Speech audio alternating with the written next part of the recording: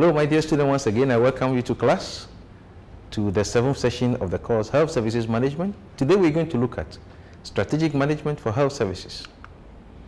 Basically, this session is the doorway to how management concepts relate to the health sector. And I believe you must have used the word strategy many times in your life or your conversations, and since it becomes a very fashionable word. So today we're going to discuss it in the context of healthcare organization. The outline for this presentation is going to be simple. First, what is the meaning and the scope of strategic management? What is strategic planning? The benefits of strategic plan to the health sector, and then the shortcomings or limitations of strategic planning. Straight to the first topic. What is strategic management?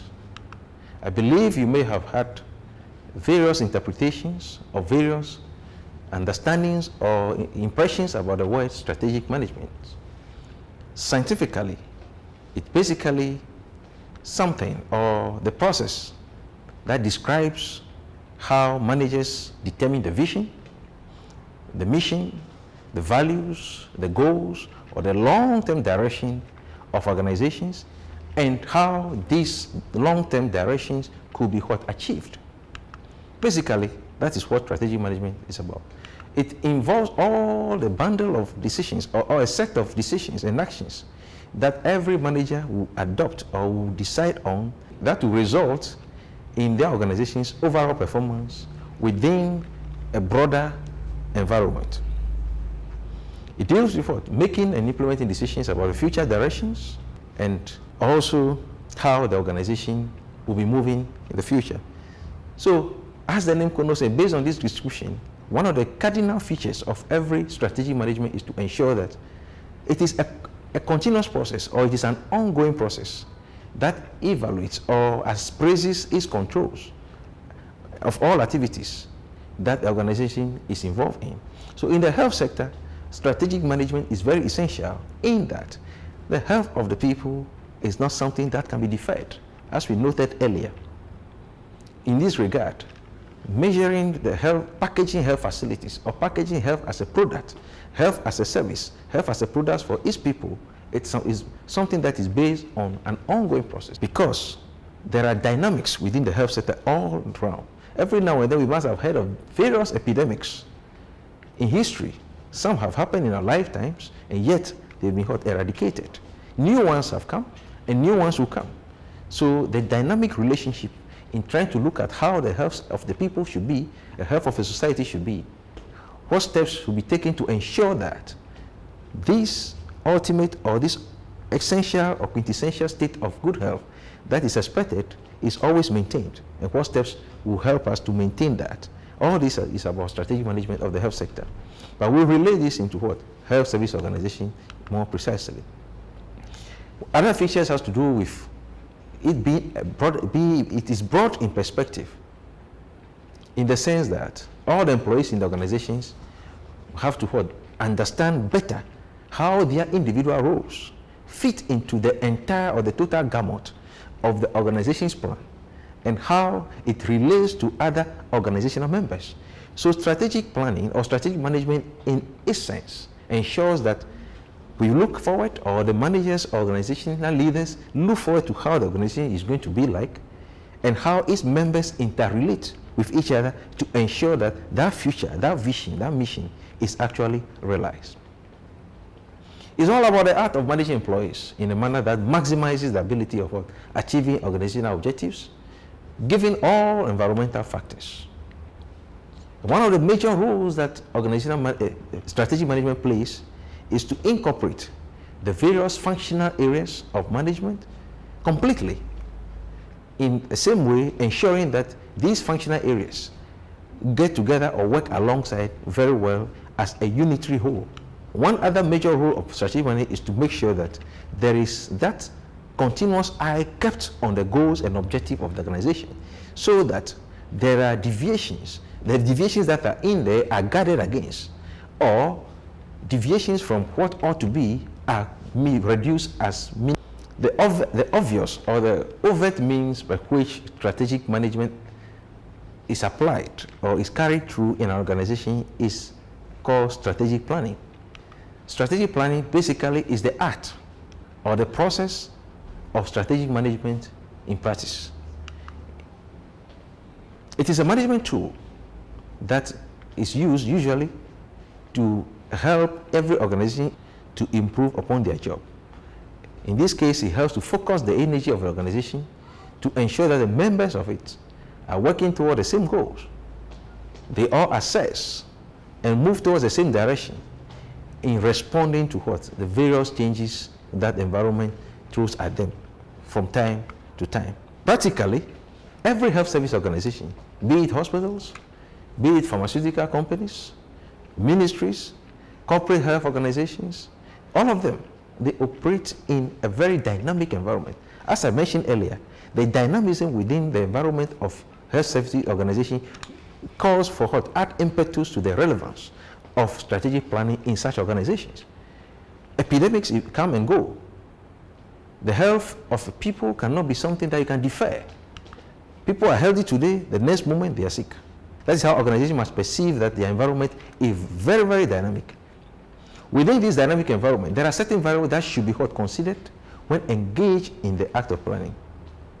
Some of these actors or some of these environmental factors may be socio-cultural, some may be technological changes, some may be political dynamics, the legal issues, the regulatory environment, the economic environment, of course, cost of living, every other thing, the employment status and those things, all diametrically affect the impact or affect the operations of every health service organization. So a change in any one of these variables inevitably cause a change in organization's activities, its performance, and therefore the larger health system. In this regard, organizations that operate within the health sector must be mindful of these environmental factors and adapt to them as and when changes are required. And this adaptation can only be done through planning, through careful planning, because as we said earlier, as we learned earlier in this course, that failing to plan is planning to fail convincingly or conveniently. So, strategic management in this regard is the main or the major managerial function that distinguishes a successful organization from organizations that is unsuccessful. It is the one that can help us to minimize the negative impacts of changes in this environment on the performance of the larger health service organization. In doing strategic planning, there are various methods, or there are so many approaches or techniques that are applied in conducting a strategic planning. But for the sake of this course and at our level, let's limit ourselves to one of the most common ones that is applied time and over. It's virtually what we call the SWOT analysis. SWOT analysis is time-tested. Basically, as the name connotes, it is an acronym for what? Strengths, weaknesses, opportunities, and threats. Strengths and weaknesses focus on what are internal to that organizations, the capacity of that organizations, what they're able to achieve, what are their strengths, what are their unique things, what makes them so essential, what are some of the things that they have that they can boast of and they can be proud of at any point in time. Those are what make up the strengths. The strengths here to talk of manpower, the capacity, the facilities, the resources at their disposal, the dynamism that they have, the uniqueness, the diversity among them. All these things constitute their strength. Their ability to what? To adapt to changing situations. The weaknesses have to do with things that they will not be proud of. It's as simple as that. And as the strengths and weaknesses are internal to the organization, the opportunities and threats are external to the organization. Opportunities are what? What are the areas that we think we could explore that we have not yet explored? Must be considered. And of course, the other things that are out there which are not internal to us, but that can mitigate our success, are what we refer to as the threats. And so basically, you should have a dynamic appraisal of each of these factors that make up the SWOT analysis. So for each of the weaknesses, you must make sure you have strengths that can mitigate the effect of the weaknesses. And each of the threats out there, you must consider an alternate opportunity that can actually douse the impact the threat could have on the forward march of the organization. So it is one of the most renowned tools that are used in the overall strategic position of our organization and its environment. SWOT analysis basically is a foundation for evaluating the internal potential and limitations and the likely opportunities and threats that are likely to face an organization from its supra environment. So, the document that, or the product, or the tool that emanates from the act of strategic planning is referred to as the strategic plan or the strategy. So this strategy usually serves as a roadmap or the direction that guides the service organization to be responsive to these environmental changes, both internally and externally. It helps it to focus so that it doesn't get lost from its mission or the vision that it seeks to pursue. It helps also in comparing the strengths with the changing environments in order to get the idea of how best to serve the needs of the patients or the clients of the organizations. Are there any benefits of strategic planning to the health sector? Yes, of course there are. That is the focus of the next topic. There are 1,001 benefits, but for the sake of this course, we'll limit ourselves to very few of them. First of all, this planning process or the strategic planning process provides a clear vision and mission for the health sector, and in order to establish realistic goals and objectives that are consistent with the mission. This same plan also communicates the goals and objectives to all the members or the constituents of the organizations. Strategic plan is a document that anybody, a visitor, a worker in the organization, all of them can lay hands on and know that, look, this is where we are going, and they make sure that their work efforts is directed towards that particular goal. It also helps managers in being proactive in solving managerial problems. Having understood what managerial problem solving is in our last class, strategic plan is one key tool or one key document that helps managers in addressing managerial problems as and when they emerge. They also help in managing crisis. They also assist in accelerating the growth of the sector and, for that matter, the organization. Strategic management or the strategic planning activity, if it is conducted very well with the involvement of all the internal and external stakeholders, it creates a sense of ownership of the plan to facilitate its implementation, especially when employees or the workers are involved in its development. The plan also helps in the most effective use of the resources of the organizations, so that prioritization could be given serious attention. The planning process also provides a basis for which progress can be measured, in that standards have been established, expectations have been determined.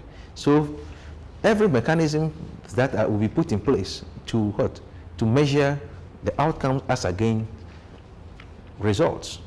It also brings together everybody's interest, or all the members' interests, the best interests, and the most recent efforts in building consensus and to managing conflicts in organization.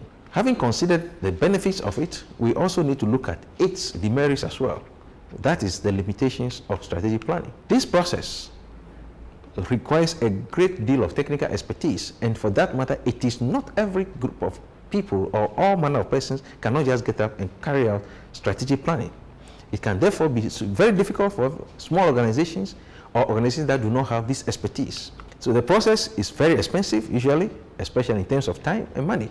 It is not a cheap enterprise. When it is completed, the plan also limits the choices of activities for a manager.